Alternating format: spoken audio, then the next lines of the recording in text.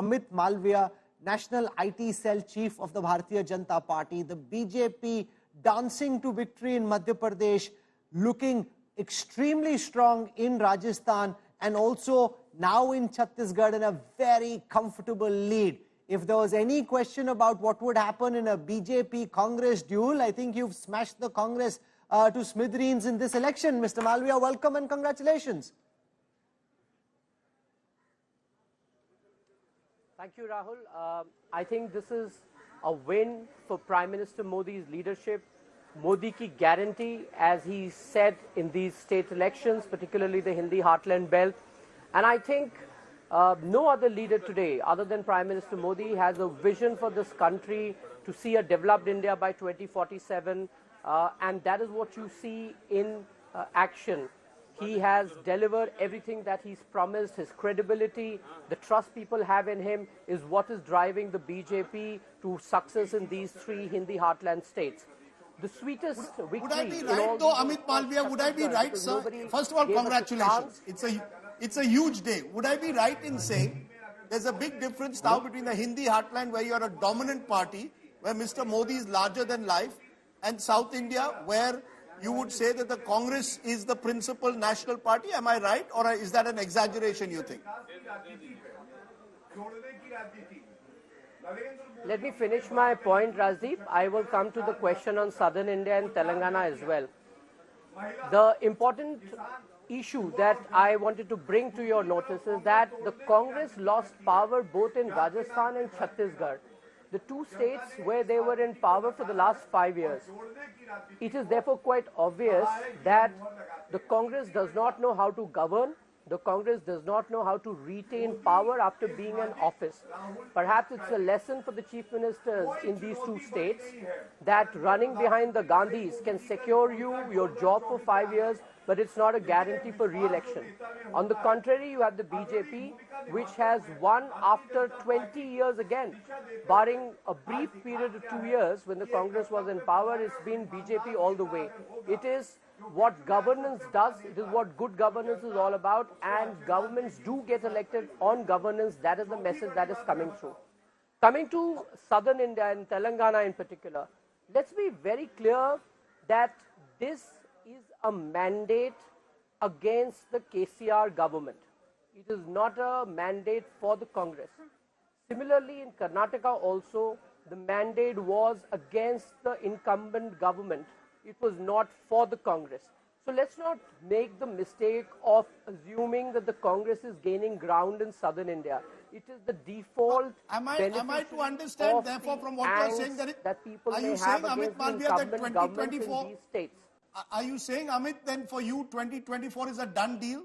Given what's happened, the fact that you won 3 big states and you've taken 2 of them away from the Congress, do you believe, therefore, 2024 is a done deal now?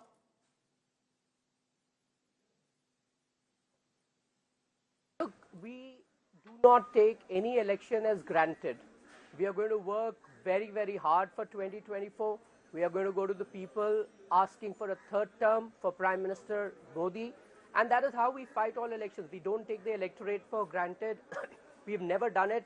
And we never leave any election to chance. And 2024 is another election after these 5 states are done with.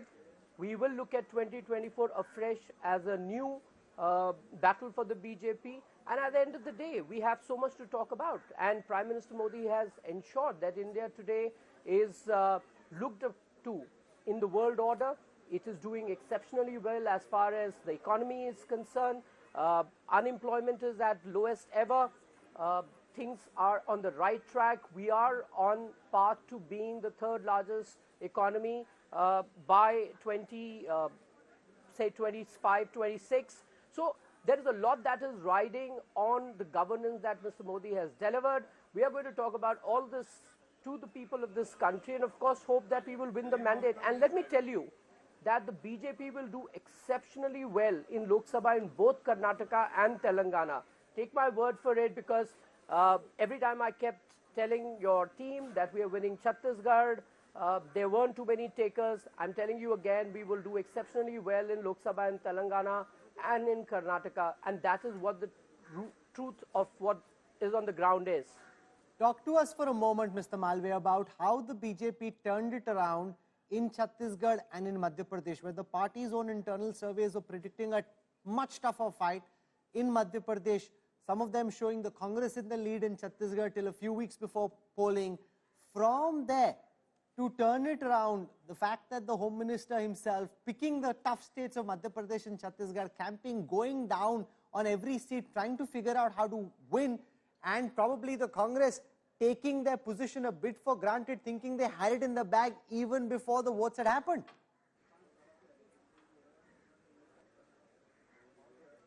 Now, let me start with Madhya Pradesh first. Unfortunately, the popular discourse in media is often what people in the media want to see and not what is on the ground. Having said that, when you are in power for 20 years, there is obviously some element of fatigue, if not anti-incumbency, and that was also the case in Madhya Pradesh. But the BJP leadership put its head down, looked at everything that was coming to them as feedback, made the requisite changes in the strategy. We fielded heavyweights across the state. Some people thought this was a sign of lack of confidence in the local representative. That wasn't the case. We look at what is coming to us and you decide on the basis of that, which is exactly what the BJP did. Of course, Mr. Shah was on the ground. He was minutely looking at every region. In fact, he traveled to every sambhag of the BJP in Madhya Pradesh and held meetings with party workers. That is what the commitment was, really down to the lowest level. And you see the results. I mean, the BJP has massively won Madhya Pradesh. Coming to Chhattisgarh, one big question, Amit. Answers Chhattisgarh. No one gave the BJP a chance till. Yeah, go ahead, go ahead. No one gave BJP a chance in Chhattisgarh 3 months ago. But if I can take you back to the first rally that Prime Minister Modi held in Chhattisgarh, we realized that there was a great deal of spark in his rally and there were people who were flocking to it in very large numbers.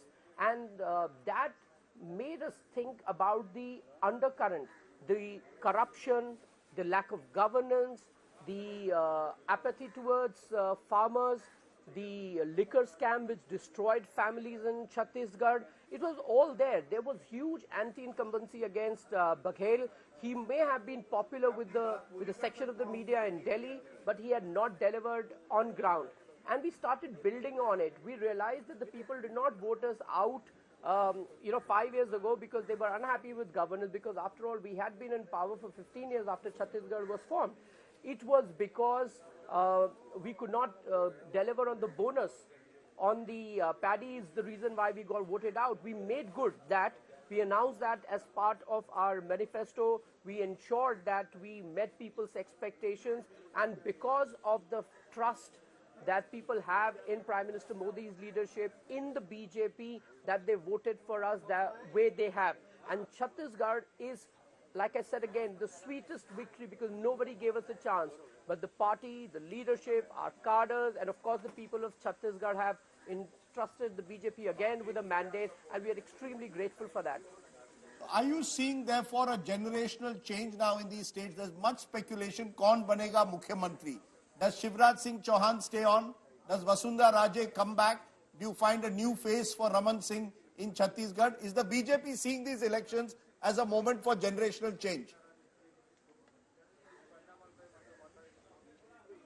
Look, I don't think it's a matter of discussion in a television studio. It is something that the party's parliamentary board will deliberate upon, and we'll take a decision depending on what the mandate is all about. It needs quite a deal of deliberation, and we will go through it.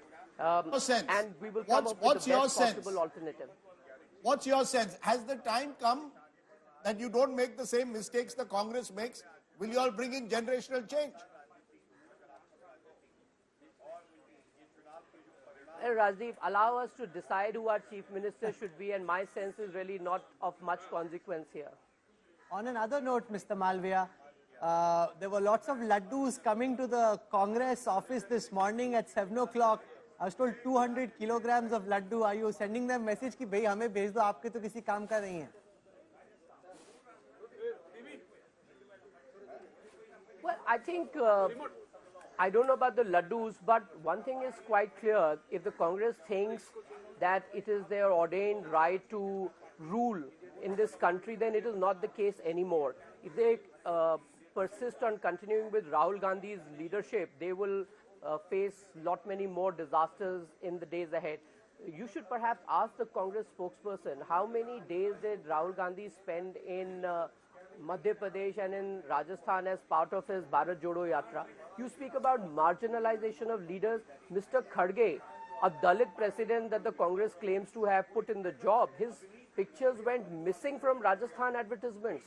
I mean, is he the president of the Congress party or is he a rubber stamp president of the Congress party? I mean, and what is Rahul Gandhi's credibility to be the face of the Congress party and their campaign? He could not even win Amethi. He had to go to Wayanad to secure himself a seat in the parliament.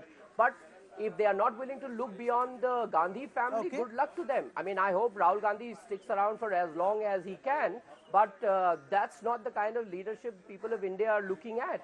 And it is quite obvious now that Rahul Gandhi, and under his leadership, the Congress has probably lost now 55 elections, but he still continues as their tallest leader. So it's for them to decide, not for me to say. And they can keep the laddus. We'll leave it there. You have no great love for Rahul. You make an interesting point. You believe in a way that Rahul Gandhi still remains your biggest asset. No, I don't think Rahul Gandhi remains our biggest asset. He is certainly a big catch for the Congress because they can't seem to look beyond him. And if they persist with him, then the people of India have already given their mandate not once but several times. So, I mean, it's not for me to say whether he's an asset or not. It's for the Congress to decide, and it's for the people of India to reject him again and again like they have done for the last 55 elections. Can I get a nice smile out of you, Amit Malviya? We've had very fractious interactions on counting day. Today is a day for you to smile. You've got to smile. Give us a nice Amit Malviya smile. Well, Rajdeep, I am always smiling, but I have advice for you. Instead of going to Chief Minister's residence and stuffing your face with the food there or singing melodies to Chief Minister in their private jets, if you had read the mood and reported it correctly, you will not be feeling so embarrassed today. No, here it is. No, 1 minute. No, Mr. Malviya, you please see Neta Nagari 1 week ago. Congress to lose in Rajasthan. It's here. It's on video. Since you follow video, social media, get your team to please see the video of 10 days ago where I said, and I also said Chhattisgarh will be a tough fight. But it's not you and me, but I hope you'll watch the video, Amit. Okay, so we'll leave it there. I'll send it to you. Well, Rajdeep, you know, frankly, I think in your last days as journalist, you should try and restore some of your credibility because anybody who saw your coverage thought that you were reporting what you wanted to see and not what was on the ground. I'll just leave it at that. No, I am going to send this to you. Amit Malviya, unfortunately, I asked you to smile. You end up saying something bitter and caustic, which is again, you know, this is not a social media where you can pick what you want. I'm going to send it to you and to your followers. What I said on Neta Nagari exactly a week ago, who will win. Now smile nicely. I want to see a nice Amit Malviya smile. Well, if you can get yourself to smile after the Congress's rout in 3 states, I'm certainly smiling ear to ear. Bas. That's what I like to see. There's a hint of a smile that you've got. Good. That's a start. But it's a big victory. Look at how magnanimous. Of course it is. And for the most part, you know, he was being very balanced after a very big victory. I thought he'd go boom, boom, boom. He didn't. It's a big victory. I think the BJP there acknowledging and respecting the mandate, because if you come back to power on the back of the number of years Shivraj Singh Chauhan has been in power in Madhya Pradesh, that's a huge victory. To win Chhattisgarh in this fashion, snatch victory from the jaws of imminent defeat, again, that's a marvel in election management. It really shows we're seeing a very unequal contest between a Congress that somehow thinks Janta Jita Degi and a BJP which is not willing to take any chances. Amit Malviya, thank you very much for joining us.